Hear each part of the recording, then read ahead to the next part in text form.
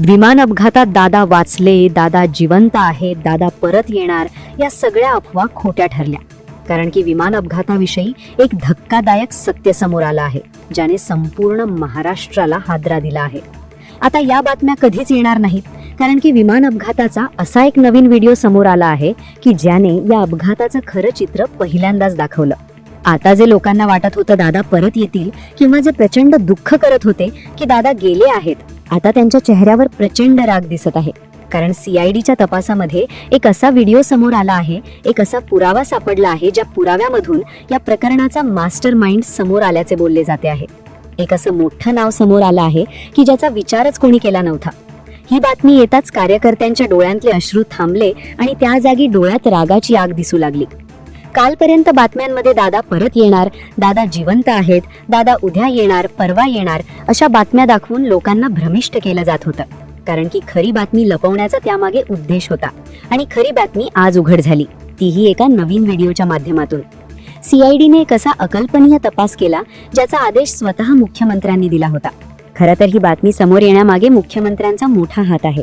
राज्याचे प्रमुख मुख्यमंत्री तसेच गृहमंत्री देवेंद्र फडणवीस यांचे कोटी कोटी आभार असे आता कार्यकर्ते व्यक्त करत आहेत. 28 जानेवारीला अपघात झाला होता, त्यानंतर त्यांचा अंत्यविधी, सुनेत्रा वहिनींची शपथ आणि आता बारामतीमध्ये त्यांचा पुतळा बसवण्यात येणार आहे. पुतळ्याचे काम झालं आहे. हे सगळं होत असतानाच बातम्यांमध्ये तर वेगळंच चालू होतं. ते होतं अफवा, ज्या म्हणजे दादा परत येणार, दादा जिवंत आहेत. या अफवा पाहून लोक भावनिक होत होते. लोकांना खरं वाटत होतं. पण या अफवा दाखवण्यामागे कारण भलतंच होतं. कारण होतं खरी माहिती दाबणे. आणि अखेर ती दाबून टाकलेली माहिती समोर आली. कारण की 28 जानेवारीला जे घडलं ते सगळ्या महाराष्ट्राने पाहिलं, पण 27 जानेवारीला मुंबईमध्ये काय घडलं हे कोणालाच माहिती नव्हतं. आणि अखेर ते सत्य आता समोर आलं आहे. खरं तर 2 महत्त्वाच्या गोष्टी आज या प्रकरणात समोर आल्या. एक म्हणजे 27 जानेवारीला पूर्ण दिवसाभरात 24 तासांत काय काय घडलं आणि कशा कशा प्लॅनिंग झाल्या, कशा कशा पद्धतीने हा गेम तयार झाला, हे तर समोर आलंच आहे. पण अपघात झाल्यानंतर एक असा व्हिडिओ त्या विमानतळाशेजारून आलेला आहे की जो याआधी कधीच आला नव्हता. एका व्यक्तीने तिथे जाऊन तो व्हिडिओ काढला आणि तो व्हिडिओ न्यूज चॅनलच्या हाती लागला. तो डिलीट करणार होते, पण तेवढ्यात तो एका व्यक्तीने न्यूज चॅनलवर लावला आणि संपूर्ण महाराष्ट्राला या अपघाताचं खरं सत्य समजलं. आता या बातम्या कधीच येणार नाहीत की दादा जिवंत आहेत, दादा वाचले आहेत, दादा परत येणार आहेत. कारण की एका व्हिडिओने आणि 27 तारखेच्या त्या गुपित गोष्टीने सगळं चित्रच बदललं आहे. आज या प्रकरणात अशी एक वेगळीच घडामोडी समोर आली आहे की ज्यामुळे आता लोक म्हणत आहेत की दादांना न्याय मिळाला. मुख्यमंत्र्यांचं अभिनंदन आता सगळे लोक करत आहेत.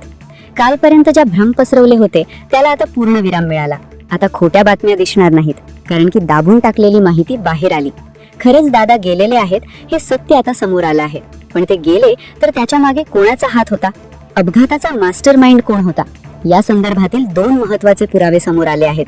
एक म्हणजे विमानतळा शेजारचा तो नवीन व्हिडिओ आणि 27 तारखेचा सगळा प्लॅन आता उघड झाला. आणि त्यामुळे अशा एका मास्टर माइंडचे नाव समोर आलं. आता त्याच्या मुसक्या वळणार आणि त्याला कठोर शिक्षा, दादांना न्याय मिळणार, अशा प्रकारच्या चर्चा आता जोर धरू लागली. अगदी दादांच्या निधनापासून 15-20 दिवसाचे झालं नव्हतं, ते आज 2 तासात घडले. आणि जे अक्षरशः मुख्यमंत्र्यांमुळे शक्य झालं आहे, कारण की त्यांनी आदेशच तेवढा कडक दिला होता. आणि त्या आदेशाचे पालन करणे हे तपास यंत्रणेचं काम होतं. आणि अखेर ते आदेशानुसार काम झालं आणि संपूर्ण महाराष्ट्राला खरा खुलासा आज झाला आहे. पण आता यामागचा खरा सूत्रधार कोण? दादांच्या या अपघाताचा प्लॅन कसा आखला गेला होता? खरोखर तो अपघात होता की अत्यंत थंड डोक्याने केलेली एक खेळी होती? याविषयीचे तपशील आता स्पष्ट झाले आहेत. मग कोण आहे तो चेहरा ज्याने दादांच्या विमानाचा घात घडवून आणला? सुरुवातीला हे केवळ तांत्रिक बिघाडामुळे किंवा वैमानिकाच्या प्रमादामुळे घडले असावे असे सांगून विषय मिटवण्याचा प्रयत्न झाला. परंतु यामुळे जनतेचे समाधान झाले नाही. कारण जेव्हा टीव्हीवर दादांच्या मृत्यूची बातमी आली तेव्हा नागरिकांना त्यावर विश्वासच ठेवता येत नव्हता. आणि म्हणूनच विविध संशयांना धाव फुटले. 29 नोव्हेंबरला दादांचे शरीर पंचतत्वात विलीन झाले. परंतु तेव्हापासून आजवर दादा जिवंत असल्याच्या चुकीच्या माहिती जाणीवपूर्वक पसरवण्यात आल्या. या खोट्या गोष्टी सांगताना खरी माहिती मात्र लपवली गेली की हा अपघात पूर्वनियोजित होता आणि दादांच्या मृत्यूला काही विशिष्ट व्यक्ती कारणीभूत आहेत. संशयाची सुई नक्की कोणाकडे होती हे प्रसिद्धी माध्यमांत येऊ दिले गेले नाही. पण काळानुरूप जेव्हा मुख्यमंत्र्यांनी CIDला पाचारण केले तेव्हा या यंत्रणेने केलेल्या तपासातून असे सत्य बाहेर आले आहे की संपूर्ण महाराष्ट्र सुन्न झाला आहे. कालपर्यंतच्या सर्व चर्चा आता निरर्थक ठरल्या आहेत. वैमानिकाला धावपट्टीचा अंदाज आला नाही हे दिलेले समर्थन आता संशयास्पद वाटते आहे. जेव्हा या प्रकरणाची मुळे 27 तारखेच्या मध्यरात्रीपासून तपासली गेली तेव्हा सर्व गूढ उकलू लागले.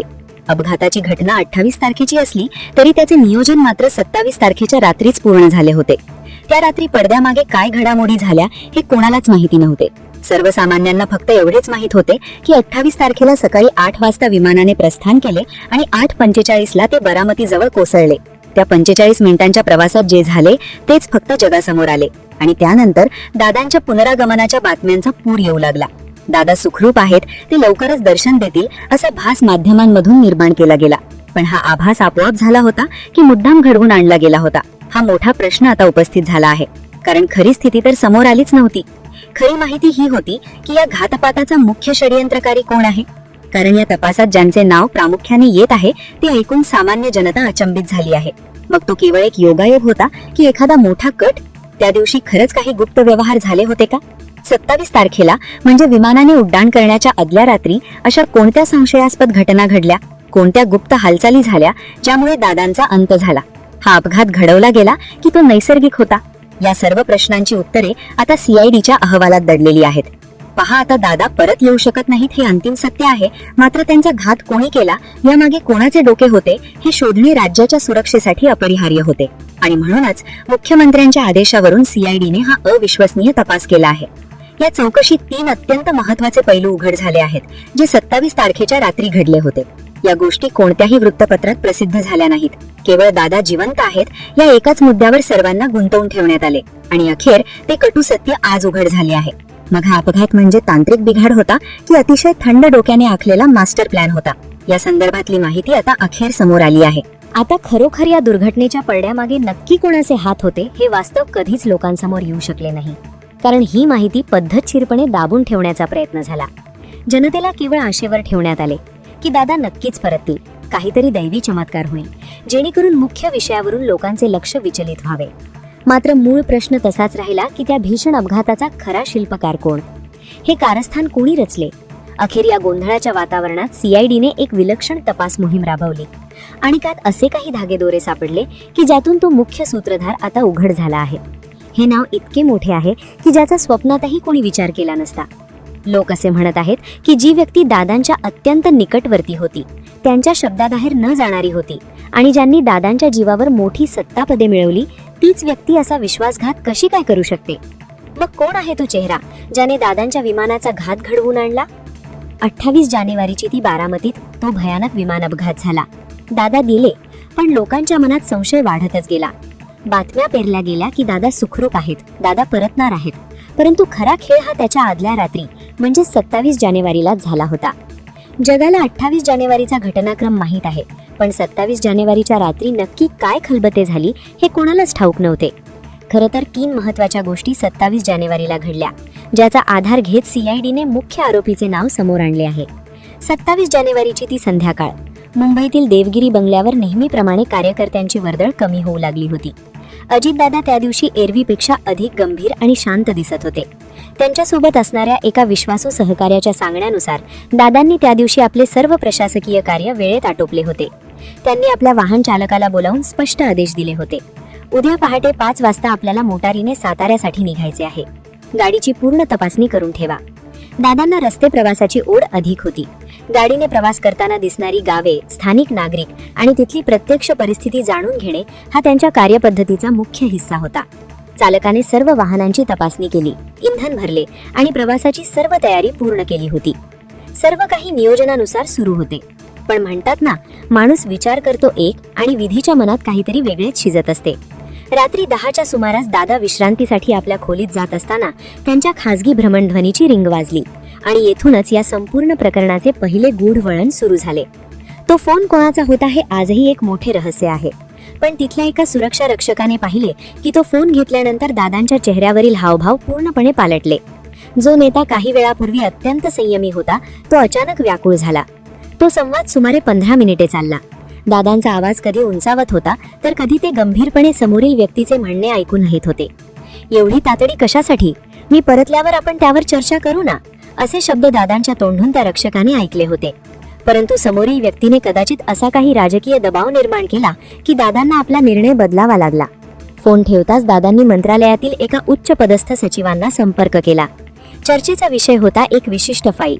आता प्रश्न हा आहे की निवडणुकीच्या धामाधुमीत अशी कोणती महत्वाची संचिका होती जिच्यामुळे एका उपमुख्यमंत्र्याला रात्रीच्या वेळी इतके अस्वस्थ व्हावे लागले.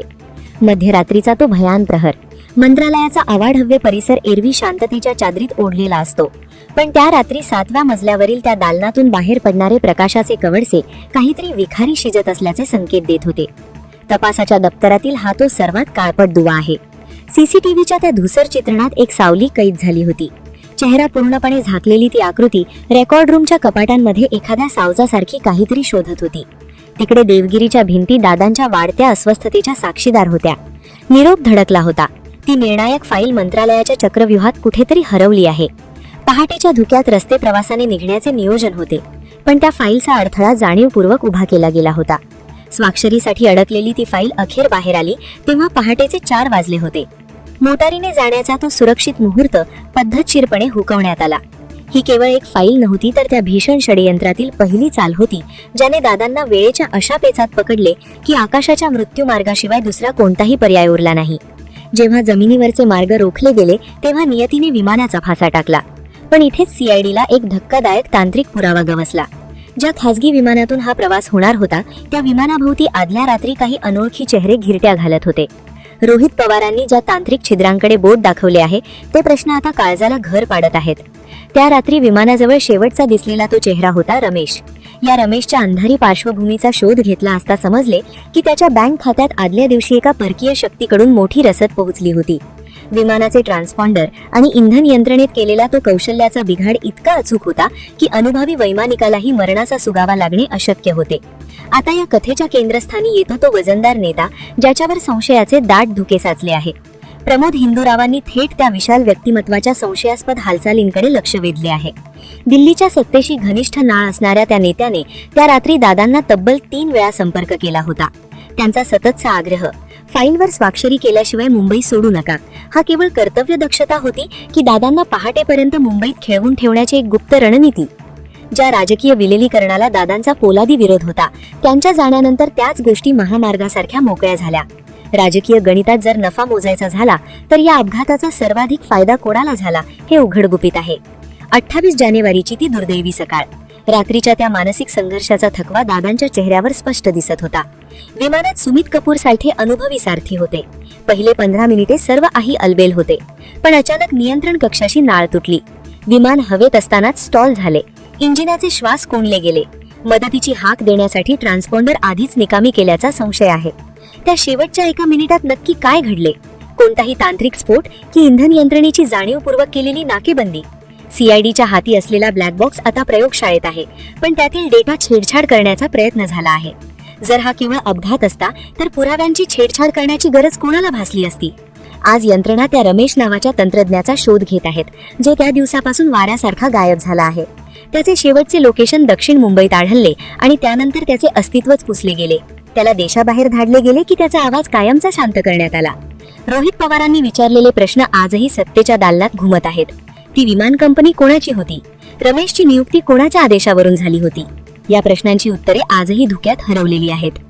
मित्रांनो, आतापर्यंत आपण ज्या काही गोष्टी पाहिल्या त्यातून एक स्पष्ट होते की 28 जानेवारीची ती घटना केवळ एक अपघात नव्हती, तर त्यामागे अनेक प्रश्नचिन्ह उभी राहिली आहेत.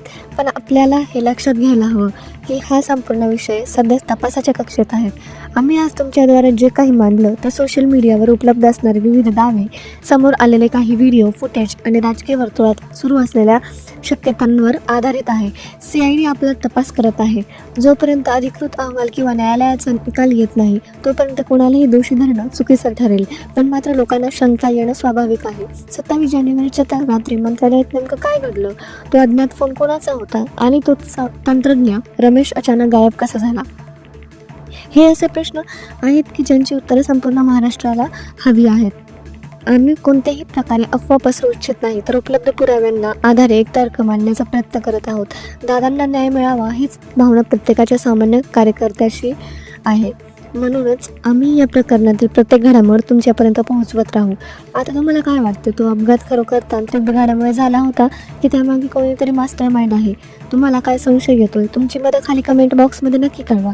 तुमच्या कमेंट्समुळे या चर्चेला एक नवीन दिशा मिळू शकते. व्हिडिओ आवडला असेल तर शेअर करा आणि अशाच सखोल तपासणीसाठी आपल्या चॅनलला सबस्क्राईब करायला विसरू नका.